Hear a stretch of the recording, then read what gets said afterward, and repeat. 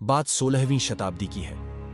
आज हरा भरा दिखाई देने वाला सागर शहर उन दिनों बंजर जमीन हुआ करता था।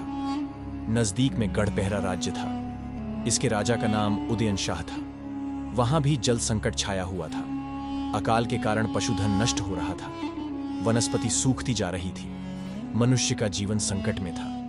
किसी विशेषज्ञ ने राजा को सुझाव दिया कि गढ़पहरा से दूर उस बंजर जमीन जहां आज सागर की झील मौजूद है, वहां पर तालाब का निर्माण करें। वहां जमीन के नीचे मनुष्यों के उपयोग के लिए बहुत बड़ा जल भंडार है।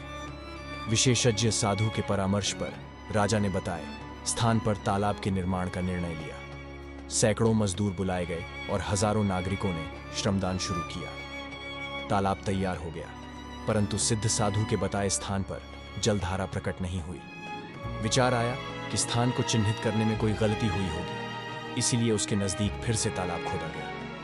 यहां भी जलधारा नहीं मिली तो उसके नजदीक खुदाई की गई। इस प्रकार 400 एकड़ जमीन की खुदाई कर दी गई, लेकिन जलधारा प्रकट नहीं हुई। बढ़ता हुआ जल संकट और लगातार मिलती विफलता के कारण राजा डिप्रेशन की स्थिति में चला गया। प्रजा में भी मायूसी छा गई। लोग इस स्थान को छोड़कर किसी दूसरे स्थान पर पलायन करने की तैयारी करने लगे। इसी दौरान लाखा बंजारा अपने 1 लाख पशु और उनके साथ हजारों पशुपालकों के दल का नेतृत्व करते हुए इस स्थान पर पहुंचा।